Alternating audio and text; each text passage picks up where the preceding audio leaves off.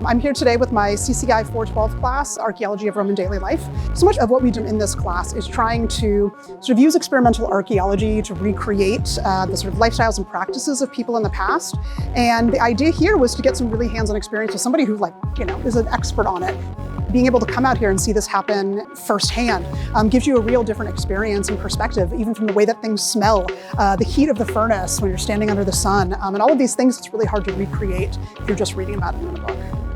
The thing that I learned about, I think, was just more information about how the Romans would have been doing this and the ancient technology they would have been doing versus the modern technology that we're looking at right now. As someone who is a double major in classics and archaeology, it's really important that I learn all of those things and take classes that show this hands-on process.